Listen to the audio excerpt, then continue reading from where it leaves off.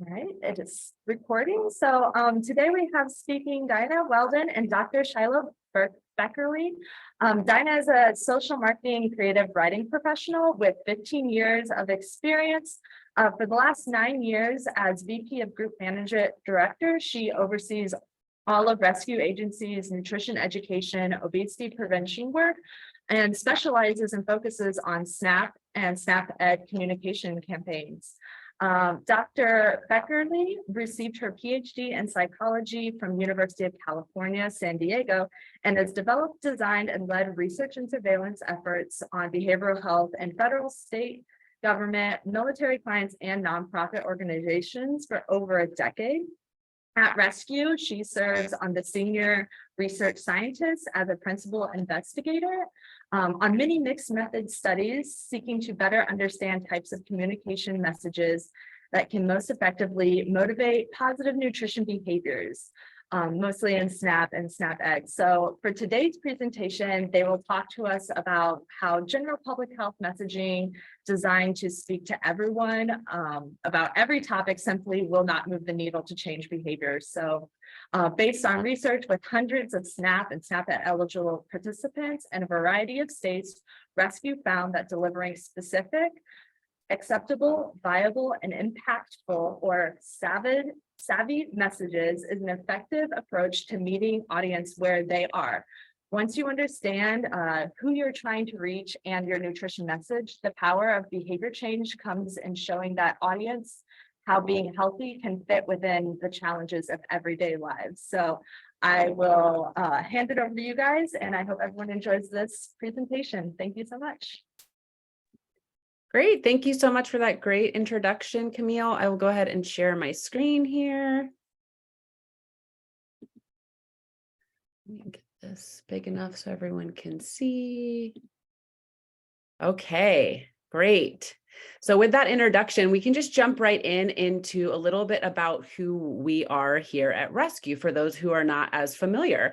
So at Rescue, our mission is pretty simple. It's to make healthy behaviors easier and more appealing. And we do this by creating a wide variety of effective and impactful social marketing and health communications campaigns.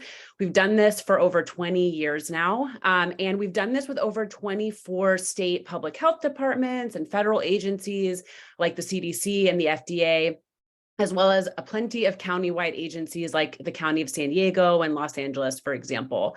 So with that, we bring over 20 years of experience, and we work exclusively to positively change behaviors across a variety of different topics. That includes nutrition and obesity prevention, of course, why we're here today, food insecurity, tobacco control, substance use, and mental health, just to name a few of those. And we really understand and appreciate the intersectionality between all of these. And that's really what, we take into account when we're creating our social marketing campaigns, and you'll hear a lot about that today.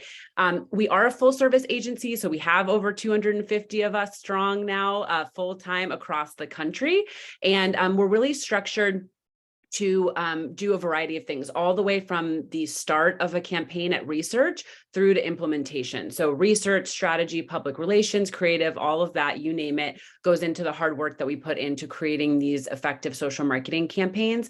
And lastly, data is at the core of everything that we do. So every campaign we implement is science-driven.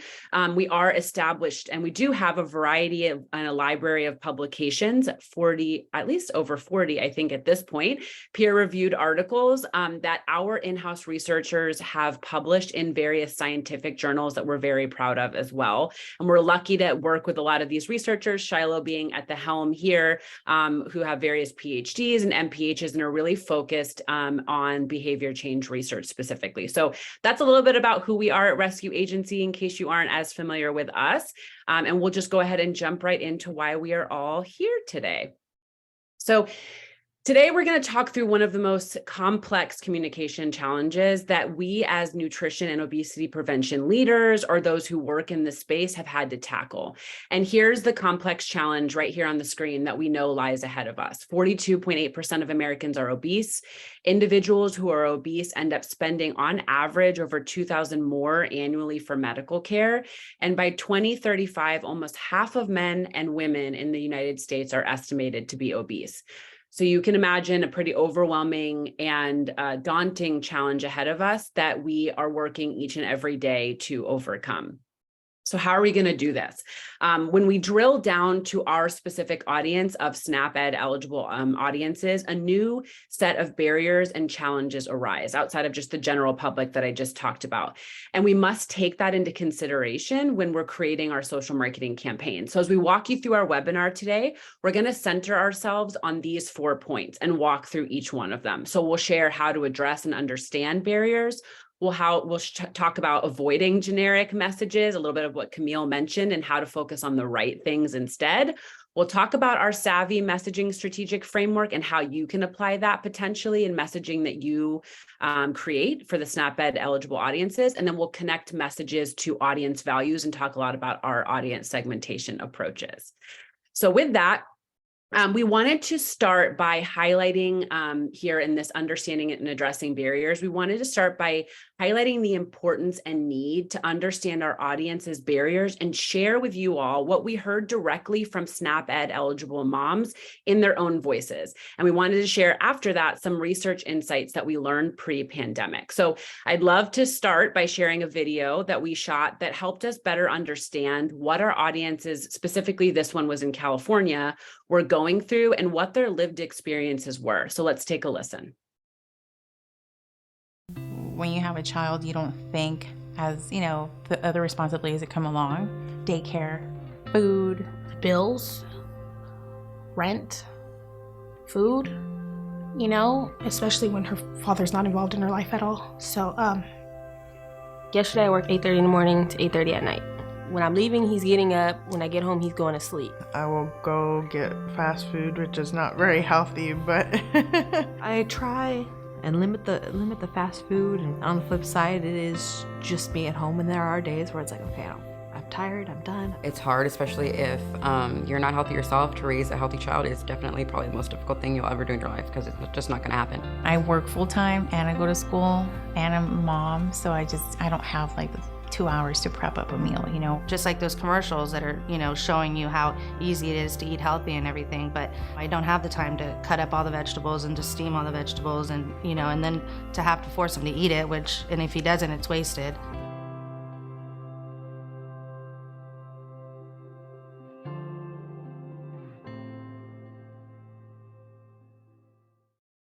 So you can see here from this video that there was a lot that we learned. And amongst a lot of the things that we learned, what we saw were similar obstacles that these moms were faced when they're trying to get help that they need to eat healthier, to have their families eat healthy. They were all facing financial pressures, long work hours, and time constraints, of course. And those were particularly exacerbated by single parenting for some, as you heard. And what we also found was that there was a general understanding or knowledge that something could be done to help, or that they should eat healthier, but they didn't really understand the how to actually do this in their day-to-day realities. And we know that this couldn't be more true even today, given today's environment. People know that they need to eat healthy, but they really need help understanding how to overcome their specific obstacles to do so. They're thinking things like, how can I afford this? What if my kids don't like it and it will all go to waste? What if this won't even keep my family full at the end of the day? So we need to be very specific about how this behavior fits in their life, helping them overcome their specific obstacles to get there, rather than just trying to generalize to reach the largest audience, for example. And this is a little glimpse into our research here. So across research that we conducted in Colorado, Mississippi, California, and Texas, we found some other common barriers. We found that people know generally that they should eat healthy. You can check that off of the list when you're thinking about resources and what to message on. The idea that they need to eat healthier, that was already something that they knew. But healthy in this case was perceived as expensive and time consuming. They far preferred simple, explicitly stated, very specific recipes. And oftentimes people knew that, again, they needed to eat healthy, but they lack the ability to do this. And that could be for a variety of reasons, whether for time, budget, or accessibility. And food insecurity was absolutely present and influenced many people's ability to eat healthy meals. And they often opted for more filling foods to help combat that food insecurity. And finally, across what we heard was a huge challenge, which isn't surprising, was just accessibility, right? So making sure that in our rural areas, thinking about what people even have access to and what could be, potential barriers when we think about that. And what we also learned in research that many of the messages that our audience was actually receiving from the public health community just didn't resonate with them. They were frustrated with messages that just told them to do better or eat healthier without any kind of help or any kind of way that they can help alleviate this burden for them. General messaging also felt really irrelevant for families specifically who value traditional foods or food culture. And most actually just craved simple, specific recipes. And again, thinking about how you can turn what would be traditional recipes when you're thinking about food culture, can you swap out some of those ingredients in a way that still gives respect to those traditional recipes. And, to add on to all of this, thinking about the burdens that our audiences are facing, commercial food marketing is certainly adding to the confusion and not helping here. So throughout the years, as many of us know, I can speak to this myself, commercial marketing has confused people with what healthy even is in the first place by labeling all kinds of things that we all now see. What's low fat, what's low sugar, no carbs, and they're all advertising these as healthy options. And as a result, we heard in research that people just disengaged altogether from trying to understand what's healthy. And you see some of these direct participant quotes here we have on the screen. They say, sometimes you hear this is good for you. And then a couple of years later, you hear it's not. So when somebody says, this food is good or not good for you, I always say, well, a couple of years from now, it's going to be good for you. They always contradict themselves. So again, just really as a result of this, people are disengaging altogether from receiving any kind of healthy eating messages. And then here's a funny example that we wanted to share with you. This is exactly what we are talking about. So this is a real example. And can you see how this could be confusing? So onion rings and chicken tenders as eating healthy. That's exactly what our audience is reacting to and seeing. And we saw this and just thought you might get a kick out of it too. So we thought we'd share with you. But now what we heard through research and what we want to make sure we're focusing on today is how we can actually avoid these generic, confusing messages that we heard just don't resonate with our audience. So we're going to dive a little bit more into that here with our next point on how to avoid these generic messages and focus on the right things instead. So this is the unfortunate reality of a lot of public health communications. They tend to tell people what to do rather than actually show them how they can actually do it in their everyday life, how to do it within their day-to-day realities with limited access, with limited resources and time to actually focus on these things.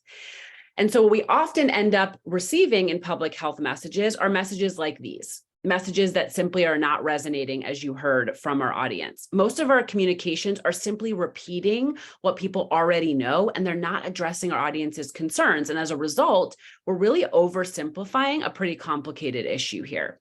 While many of these on the screen are lovely, they're eye-catching, they have a high production quality, or they're colorful and fun, which is all great, they are incredibly general. So telling someone to just be better or eat right assumes that everyone has the same life experiences and they're aware of or even capable of doing these things, which we know is not the case. They're not tailored to acknowledge and address specific obstacles in a person's life, the how they can eat healthier within their own challenges. And honestly, it's really hard to identify here who the target audience is for these ads. And that's a big part of the problem. We're trying to address everyone in every message. And this next video I'm going to play for you all is one that many of us, potentially some of us may have seen, and it kind of reiterates this point here in a video form. So I'll play it first, and then I'll share a little bit about it.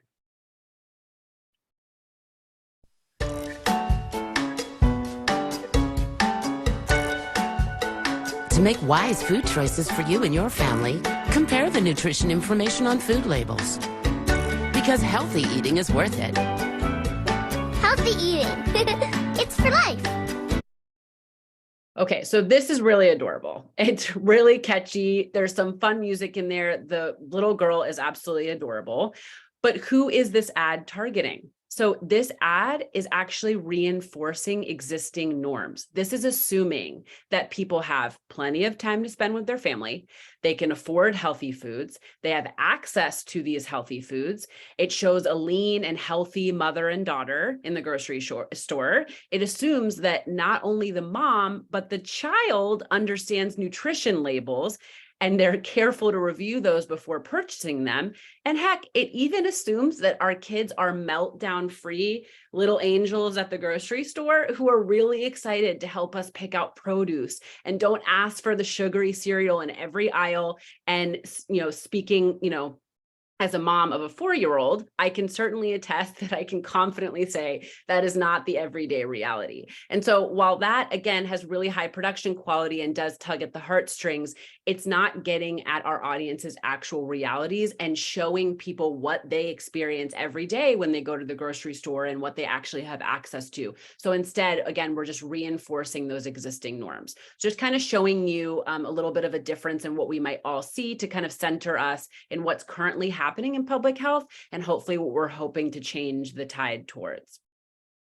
And one reason that all of us might feel like we have to appeal to everyone is the natural tension that we all face in public health, right? Shiloh and I are in this space as well. It's our duty to help everyone and not leave anyone out, for sure. But the best way to actually help people is to deliver specific messages to specific audiences that are clearly defined. General messaging doesn't change anything. It doesn't help overcome any obstacles or address the barriers that our audiences are personally facing. And on top of general public health messaging kind of being the norm here, in our communications, we're often focused on the wrong things in our messages, specifically now shifting when we're thinking about our SNAP-Ed audiences. So let me dive into that a little bit further here. So this is something that many of you may be familiar with. It's Satter's hierarchy of food needs, and it applies Maslow's principles to food management, what drives different drives or motivators, and it ranks them in order of basic importance for the individual. So some of you may be aware of this. If not, I'll kind of take you through it. So essentially, there's needs at each level that must be satisfied before those at the next higher level can be experienced and addressed. So at the bottom of the pyramid, we see enough, right? Individuals who are experiencing food insecurity function at this level. They're driven by hunger and anxiety about just getting enough food to eat. The need to satisfy this hunger promotes selecting food items that are filling and sustaining as a result. Many of these foods may and do provide nutrients, but the nutritional value is not the priority here. It is simply getting enough food. Acceptable, the next piece in the pyramid. A person functioning at this level is free from that threat of hunger potentially. So they're able to consider this idea of acceptability either from a familial standpoint or a cultural standpoint.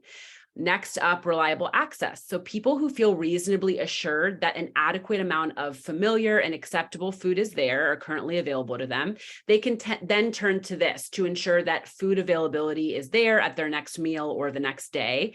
And they can plan meals, they could potentially meal prep or budget for different food purchases, for example. Next, you have taste. So although most people prioritize taste, and they say this as a reason for food selection, under certain dire circumstances or conditions, individuals tend to accept previously disliked food. So once that food security is adequately addressed, food choices may be influenced by, aesthetics or other considerations that people are taking into account. And then you have novel. So at this level, potentially the prospect of wasting unappealing food, it's less risky here, and you're potentially more open to experimenting with novel food. That becomes more of a possibility for you. And then lastly, at the very top of the pyramid is ingredients. So the person functioning at this kind of apex of the pyramid here, they reliably get enough to eat. They get enough rewarding food. They have some kind of food acceptance or any food skill that's good enough to kind of allow them to eat a variety of different foods. And that person is in a position to consider choosing food for instrumental reasons. So maybe that's to achieve a desirable physical, cognitive, or any kind of other outcome here. And when we conducted research with SNAP-Ed eligible individuals and kind of focus ourselves on this pyramid here, what do you think were the most common key needs that we heard? Well, the bottom three things on this pyramid: reliable access, acceptable, and enough. Those were the common needs that were often discussed within our focus groups that we did here. We rarely, if at all, heard about the taste or how novel or how fun something new was to try, or the nutritional value or nutrients found in foods. We just didn't hear about this. Simply put, this wasn't what our audience was focused on. And what do you think most nutritional messages focus on talking about today? You guessed it, right here at the top of the pyramid. So the nutritional impact or nutrients that are found in food or different ingredients that are most beneficial for your health. This is kind of where often a lot of nutrition messages fall. And when you can see side by side with on the right-hand side, this was least often discussed and least often identified as a key need for our SNAP Ed audience. So we're missing the mark here. We're not addressing and focusing on our audience's actual key needs, which was really falling more at the bottom of the pyramid here.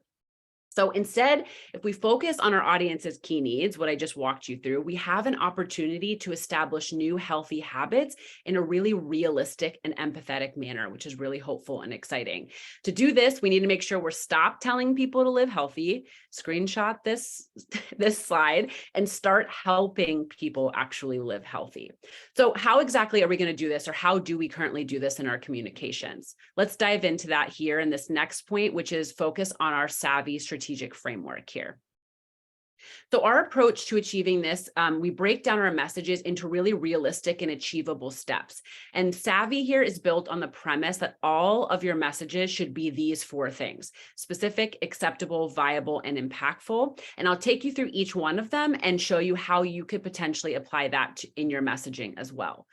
So in SAVI, the main component here is understanding the barriers that exist to eat healthy and to counteract that with very specific messages that will acknowledge and break down these barriers and explain how this is actually possible within the audience's current situation. So for this, ask yourself, does your message reduce our audience's burden of figuring out how to be healthy? The next one here, acceptable. It's all about being acceptable. And that means asking yourself, is this message acceptable to our audience in terms of cost, taste, culture, and kids' receptivity? For example, we heard a lot about that, particularly given today's challenges. Food waste is a huge concern. And if kids are not going to eat what you prepare, the last thing we want to do is to have to throw out the meal or put up a fight with a toddler during dinner time. So definitely consider this and people's hesitation to waste any food when you're thinking about this piece.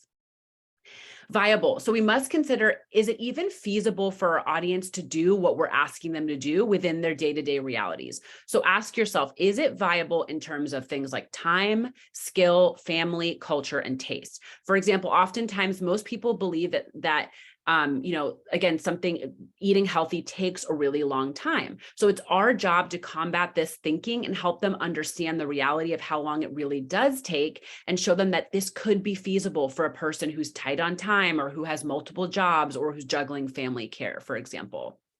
And lastly, impactful. This one is really important. If we're going to be spending resources on messages and media and campaigns, if our audience is actually going to put in effort to change their behavior, which is asking them to do a lot, we want to make sure that we're actually providing something that's going to have an impact on a person's health or their current financial situation. So we should ask ourselves, are we including behaviors or solutions for our audience that, if they are adopted, will actually cause a meaningful impact? So whether that could be from a financial standpoint or a nutritional standpoint, without explicitly calling out the nutrients and nutritional pieces, it needs to be worth the effort for everyone that's involved. So here's a quick example. I think I can bring my little arrows in here of a SAVI social media post that we created for one of our SNAP Ed brands that we're going to actually talk about momentarily. It's centered around healthy eating, and we're being very deliberate with our message and letting people know a tip to making kids try new snacks that are actually healthier for them. So if an obstacle for a dad or a mom is to get their kids to try new foods, as we heard in research, and not be picky eaters, this ad would give them a very specific tip in how to make that an easier process for everybody involved. So we're showing, as you can see in this ad, a very everyday kitchen with foods that feel accessible for most, like any brand of peanut butter or apples. And we know that snacking can be the culprit for a lot of unhealthy eating habits for the family. So there's a tangible nutritional impact of trying healthier snacks with the kids without having to explicitly call that out in the message necessarily. So you'll see in our post copy here, we're not necessarily talking about all the nutrients and things that are involved in peanut butter and apples. We are simply subtly, specifically providing that tip in a way that is really focused on the family aspect and what kids are going to be open and receptive to. So I am now going to turn it over to Shiloh here to walk us through how we can connect messages to our audience values. Thank you so much, Dina. So like Dina walked you through, too often campaigns, they oversimplify, they use these generic messages, and they don't show a clear, savvy way forward. So that's one piece we want you to take home today, is we want you to use that SAVI framework in your work because we know that it does work. But an important part of the SAVI solution actually is making sure that the communications that we're pushing forward, that they connect with our audience segments' values, with their core values. And I'm going to show you what that looks like and how we've done research to inform that. So let's dive into a fun example. We had a chance to work with the Colorado Department of Human Services specifically on healthy eating. And in Colorado, our goal was to really develop a campaign that ultimately is going to increase fruit and vegetable consumption. I'm sure that's a goal some of you have placed in your own work.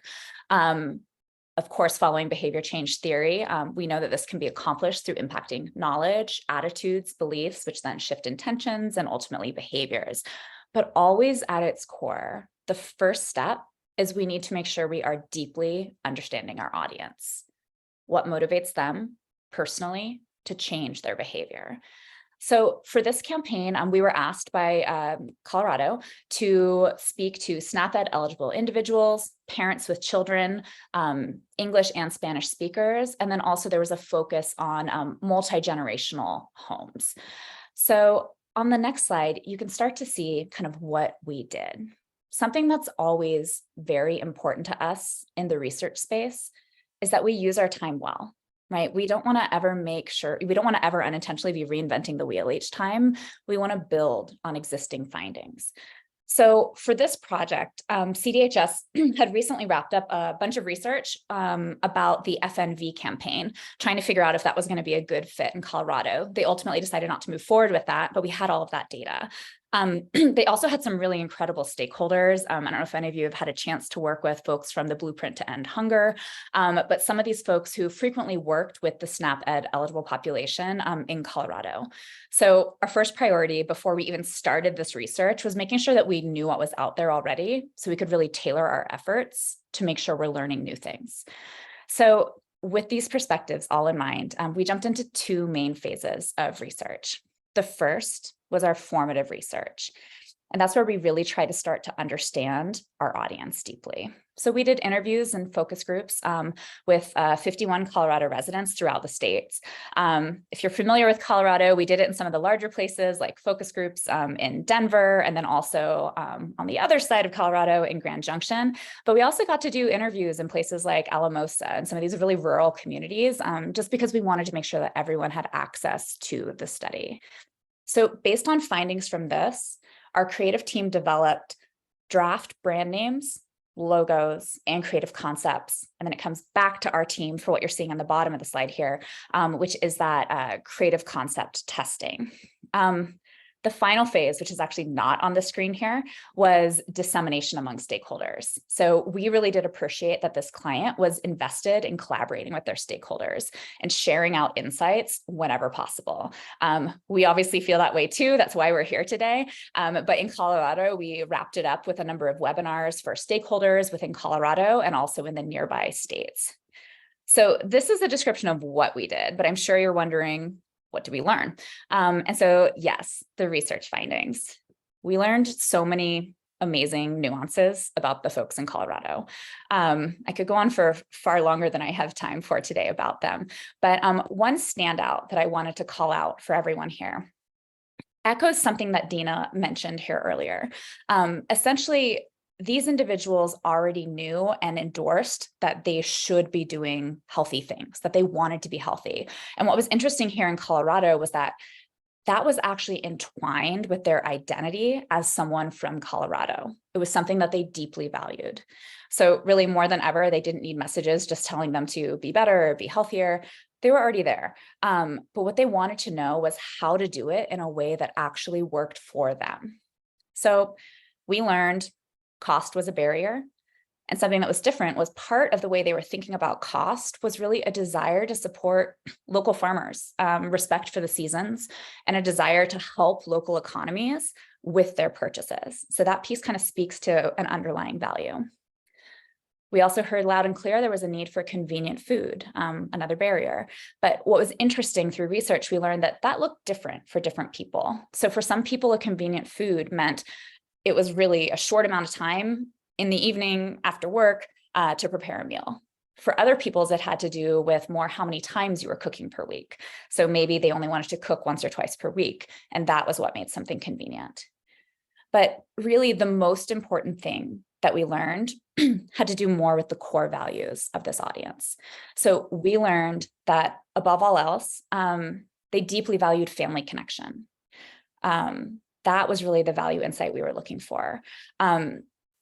In Colorado, the largest psychographic segment that we found, they were very focused on pleasing their family. So they wanted to make sure that their family would like what they prepared because it was an important way of connecting with their family. They also deeply valued togetherness with their family. So these were not individuals who would make something healthy for themselves and something separate for their kids. They wanted it to be a collective experience. Okay. So as a result of this research, the Eat Better Together social marketing brand and campaign was born in Colorado. We created this logo right here on the top right of the screen. And as you can see, it gives immediate insight into what this brand is about. It leveraged images of Colorado crops. That was something that was important to them. If you're not from Colorado, you might not recognize, but that's Palisade Peach kind of outline there, which was something that was important to our audience, especially those in Grand Junction. And it just came across as very positive, and it positioned something health as something that we could do together and could be fun. So once we had our brand name and logo developed that you're looking at here, we implemented that SAVI messaging model that Dina was walking you through. So creative for this brand was really focused on easy to use tips and recipes. It honed in on what was acceptable from a food culture perspective. It shared tips, recipes about local produce, like the peaches I mentioned. And finally, it just really did show how eating healthy could actually strengthen family and strengthen togetherness. But I would love to show you on the next slide how that actually came to life. Okay, so on the next slide, thank you. What you're seeing here are examples of digital billboards, social ads, and some different interactive materials and experiences online. And as you see, just from kind of, zooming out and looking at it, you can see that this concept is really centered on spending time with family, wanting to be healthy, but trying to understand how being healthy can work for these individuals in their environment, hence the phrase healthy our way. We also created partner toolkits because we wanted to share out these materials with different key stakeholders. Like we said, that was a priority in the state. And we wanted to make sure that they were able to promote the campaign in their daily work. Really, we had in those early conversations, we had a lot of insights into the types of materials that were things that they were looking for. And so we were able to kind of answer the mail there, which was great. We also offered technical assistance to partners, LIAs, and LHDs. This included things like training about how to promote social content on social media, because we know that's not everyone's expertise, but we want to make sure that the messages are getting out there. So on the next slide here, we want to show you a video. And this is just one of our concepts that was really centered around eating healthier snacks as a family. That was something that we heard was a pain point in Colorado and a moment where a lot of junk food was consumed typically. So as you're watching this, think about the SAVI tips that we are providing.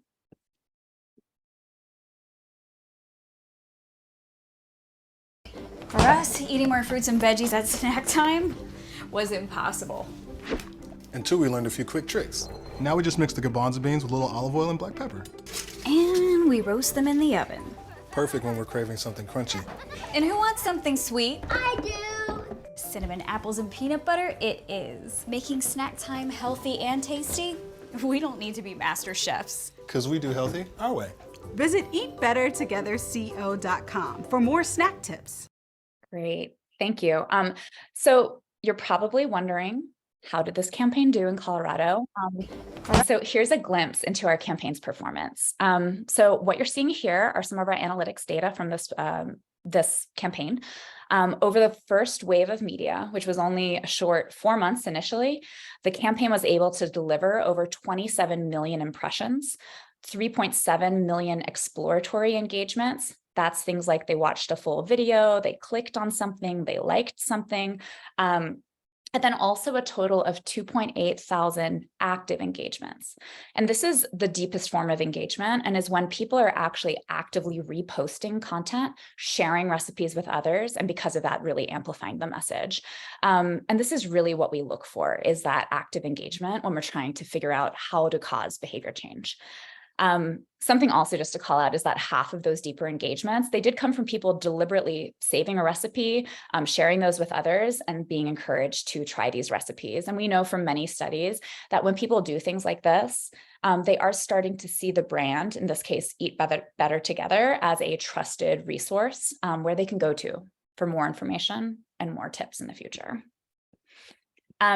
I also thought on the next slide here, it was fun to share just a quick glimpse into some social media conversations that were had about the campaign. At Rescue, we do put a lot of emphasis on organic social media and community management. We know it is through that back and forth where true engagement actually occurs. And so it's a chance just for us to connect with our audience in a meaningful way and answer questions. So we moderated these pages in both English and Spanish. Just to call out here, at least in Colorado, we did see that a lot of our Latino audience, they commented in Spanish and had a lot of questions about our content. So we were excited to be able to respond to that.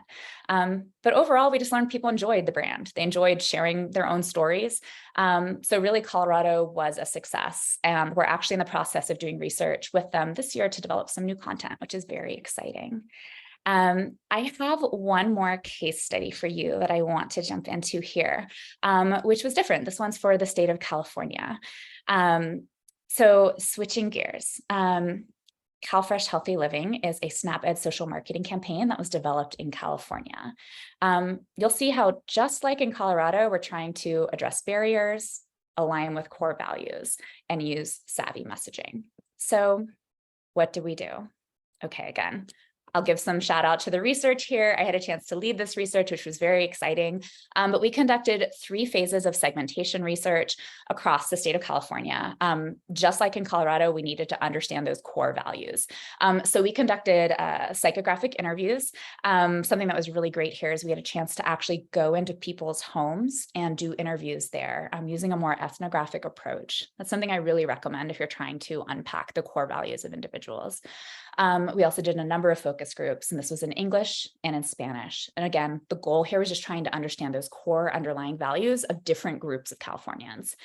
For anyone who knows California here, we had a chance to speak throughout California, Coachella Valley, Chico, obviously the LA, Sacramento's, but just like a lot of these rural communities as well. And so that was exciting. And then we administered a large online survey as the last phase of research here. That was something that we offered in English, Spanish, Vietnamese, Cantonese, and Hmong, because we really wanted to get a sense of sizing of these different psychographic segments and then start to understand media use patterns, which could later inform our communications planning. Okay, so what did we learn? So through research in California, we actually identified 6 core drivers that really did reflect these different unique characteristics that just guide different health behaviors for our SNAP-Ed population. So briefly here on the bottom left, you can see stability.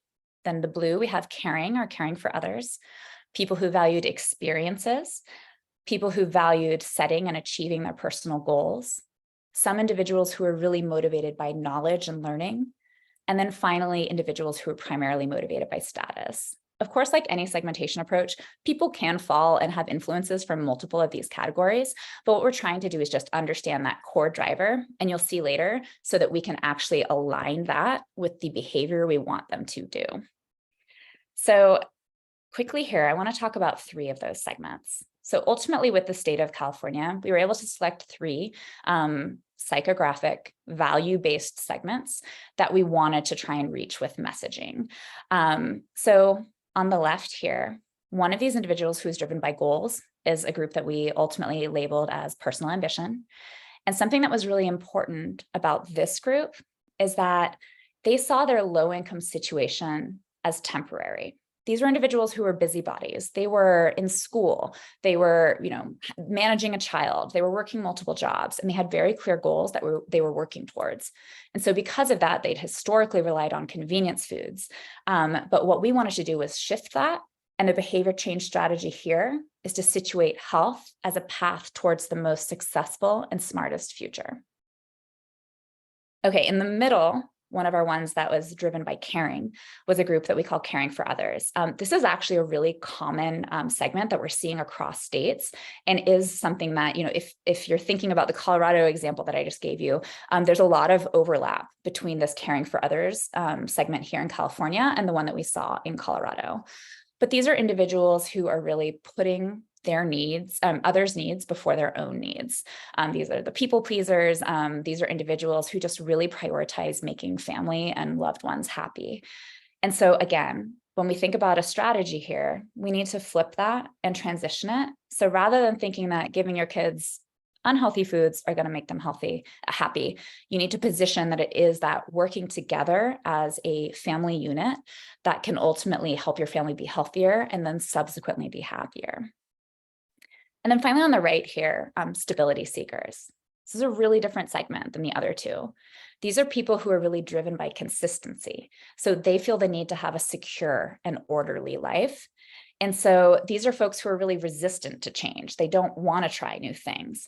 But so what we need to do here is position healthier behaviors as being something that aligns with that stability, and it can increase security. So you can see these are 3 very different segments, and all of them have different messaging approaches here. On the next slide, you can see that it is these 3 segments ultimately made up the majority of our SNAP eligible audience. And so this is who we reached out to for the campaign. I want to quickly talk on the next slide just a little bit more about the Caring for Others segment. So we ended up developing personas from what we learned in research. If I had more time, I'd walk you through personas for all of them because I think it's fascinating. But the goal there is to really, help us better visualize and tailor messages to the values of each segment. And so again, when we think about this Caring for Others segment, I'm just doing a little bit of a deeper dive on this one. We think of a number of characteristics that we saw. These are individuals who really follow the lead of others, especially when they're considering trying new things or doing something differently. They are our people pleasers, which I'll own as well. I'm definitely in that camp. They're people who connect with others. They really thrive on connection. And what motivates them is not improving things for themselves. It's not helping them reach personal goals. It's not providing additional stability. It's really that improving of the well-being of others whom they care about. So when we think about messaging, again, not only do we have to show them that it is like that being healthy actually aligns with a way of, being there for your family and showing love for your family, we need more kid-friendly ideas. We need messages to people around them, kids and dads. We also know that this group tends to experience food insecurity at greater rates than any other group. So we need more budgeting and planning tools. And we also need a lot more cost-saving ideas. So on the next slide, I want to show you kind of how this starts to come to life. So when we think about how we can apply that SAVI framework that Dina mentioned earlier, and I'm hoping that you are going to take back to your personal work, what did this look like here? Just for that Caring for Others segment, and again, the other psychographic segments look different here, but for this one, when we think about the specific piece, we need to show specific, easy recipes, but also show that specific relatable challenge of being there for your family. As far as acceptable here, we want to make sure that we're pushing forward a recipe that we know everyone's going to love, including the kids, so we can help to alleviate that concern. As for viable, we need to really make sure that we are essentially taking that core value, which historically has been a barrier, and we're shifting that. And so we need to now position health as a way to love and take care of your family. And then finally, the impactful piece, that always falls on us as messengers. We need to make sure that we're providing them with, concrete small changes that if they do it consistently, these kinds of things could actually make a difference. So we would love to take a minute to just share one of the 6 30-second spots that we created. And this one was tailored for that caring for other audience. And so you'll see it highlights a mom who's really concerned about pleasing her kids' tastes and taking care of them above herself. And then she chooses to make a healthier drink for her son's sports team. So let's watch. This is my mom, Brenda. She makes it to all my games. But when she saw we were having fruit punch with our snack again, she knew she had to do something. So today, she takes water, a splash of orange juice, a few drops of vanilla, and you get my favorite drink. It tastes just like a creamsicle, but with way less sugar. But will my teammates like it? They do! Celebrate healthy choices that make your family happier and healthier. Visit CalFreshHealthyLiving.org. That one always makes me smile. And I would say if you are interested in trying the tip, I actually have tried it with my kids and it does work.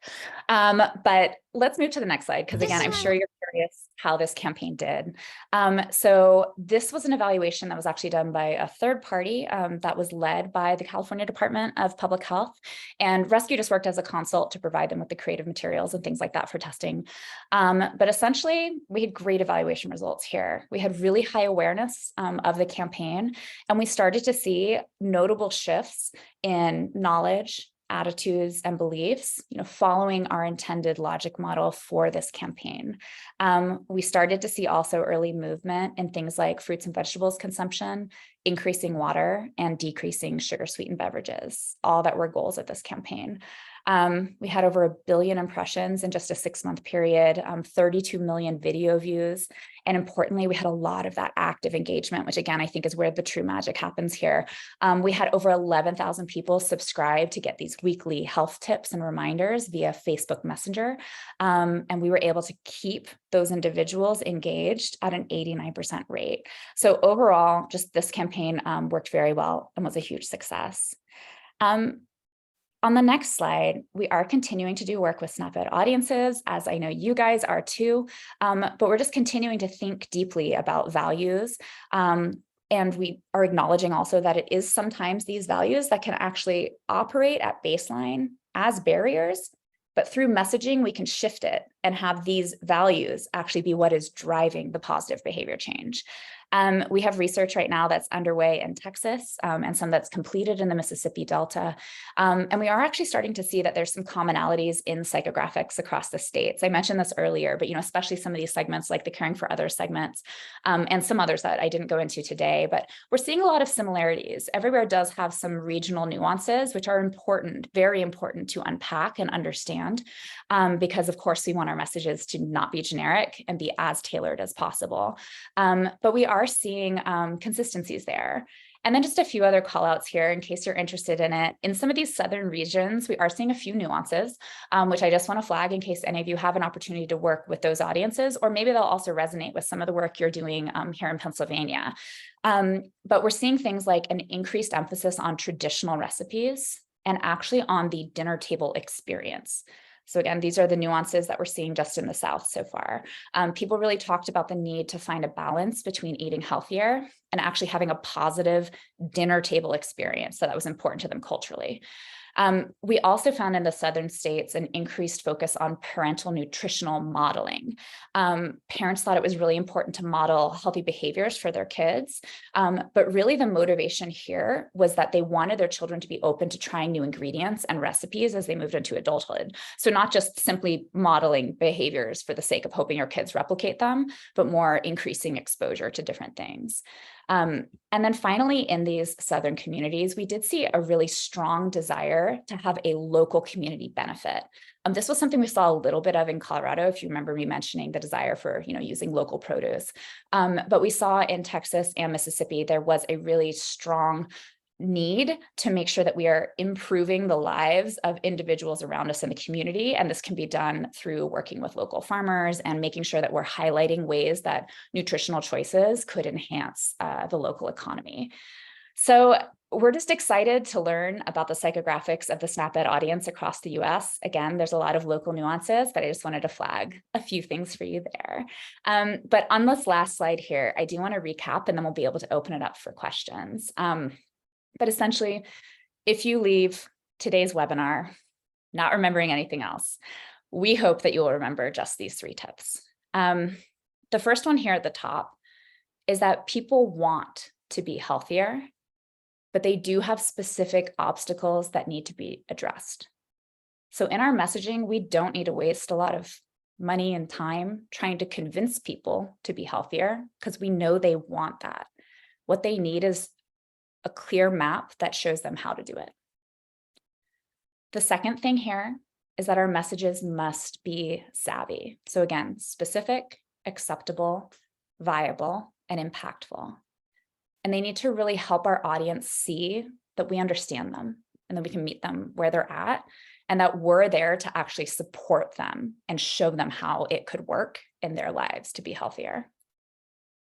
And then finally, generic messages won't motivate change. We know that one message will not reach everyone. We must really get ourselves out of the public health mindset that says we have to message to everyone all the time using the same approach, and be really deliberate about who needs to hear messages the most and how can we tailor messages to their personal values in a way that we know will actually result in behavior change. But thank you so much for your attention and time today. As we all know who work on nutrition on a daily basis, addressing food insecurity and barriers to eating healthy, it can be really challenging, but it is needed more today, more than ever before. So Dean and I just thank you all for your time and your efforts to make a difference in this space. We hope that you did take something away from today's presentation that you can actually use in your own community. And if you do want to chat more about creating similar campaigns in your area, or if you have questions about how to apply that SAVI framework to your own community, we would love to address those. Awesome. Thank you so much, Dina and Shiloh, for that great presentation. It was wonderful. I am going to pop in the chat some links to the videos that they shared, and then just some reminders for PennN as well. But we do have a few questions that came up that we would love for you guys to answer.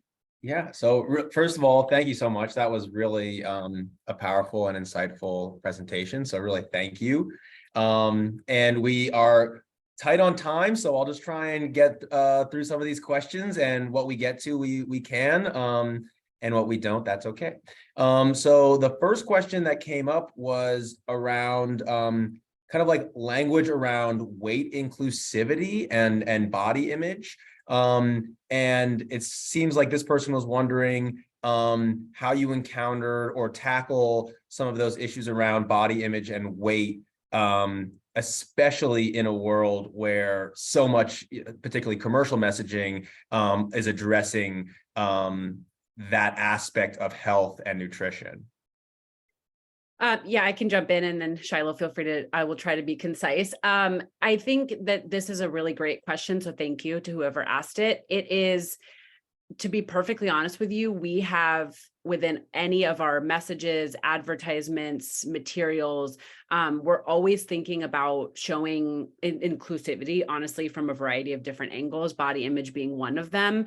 You heard me when I called out that example of the mom and the daughter in the grocery store. She, in terms of what, how lean she was and where they were in their grocery store and things like that. And just the biggest thing that we take into account here, like Shiloh just talked about, is people's values. So we actually, in our messages, we're not directly talking about weight or image or anything like that. We are simply connecting the values of our audience, like Shiloh just mentioned, to the message that we are creating.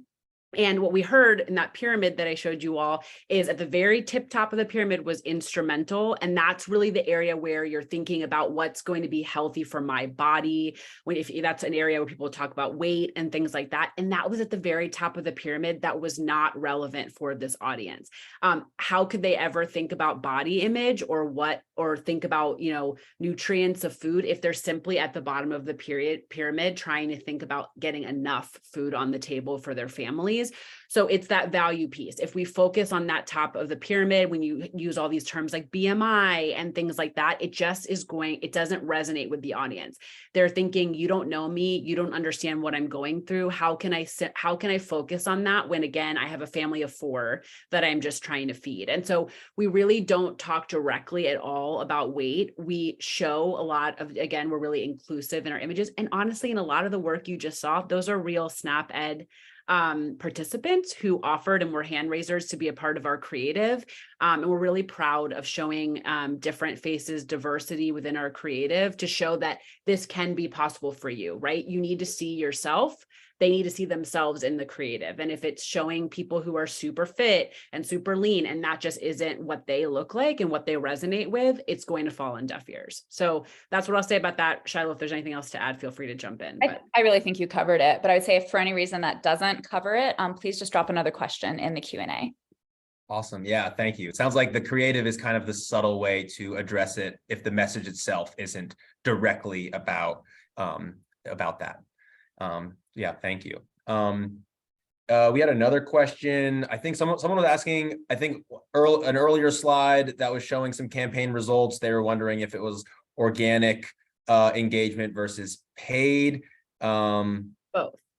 So I don't know what slide, but the campaigns all have an element of organic social, where we're actually just, creating content editorial calendars for the social media pages. And there was paid dollars behind a lot of the work too. Awesome. And we had one question about, and this is something that we definitely discuss a lot in PA is, did some of the people that you interviewed, did it ever come up around housing conditions, kitchen resources, available appliances, kitchen tools? I guess part of that is also like the skills needed to use those appliances and tools. Was that part of some of the things that you found in your research or implemented in the creative end? I can speak to the research piece here, and just the short answer is yes, definitely. Those are things that come up and are very much of interest. And yeah, I would say it was very interesting to be in people's homes. Part of our process for those ethnographic interviews was for a subset of our population. We asked them to actually prepare a meal while we observed. So we were in the home and we got to see, what was their approach? And it did look really different across audiences. Sometimes I would be with someone, I remember one guy in LA, little tiny apartment, literally just had a microwave. Okay, that's what we're working with here. And then in other situations, we had people who had more extensive, access to kitchens, and some individuals who only had access to barbecues. These were definitely all things that we saw during the research. And these are things that actually what we like to do whenever possible is we develop something that is, basically a detailed day in the life of different individuals who we might be trying to message to. And then we do that gut check at the end to being knowing what we know about this person, would this message actually be savvy for them or not? And so that is part of our process there. And I would say that we are mindful of trying to push forward messages that we think will work for all of those different individuals. Awesome. Thank you. We have one more question. We're at 2 p.m., but if you need to go, we understand, but we're just going to finish out last question or two. We have one question here about how would you recommend using SAVI messaging for a healthy retail program, which I believe is a PSE program, that is improving nutrition messaging at supermarkets and bodegas to combat so-called junk food marketing and placements. I think, and we can definitely, hopefully, Eli and Camille, you guys can share, please, Shiloh and I's contact information after this, because I want to make sure if people have more questions that we get them answered. But the short end of it is SAVI can be applied to any topic area. So thinking about whether it's healthy retail or whether it's direct to, within paid media, like some of the stuff Shiloh and I showed you.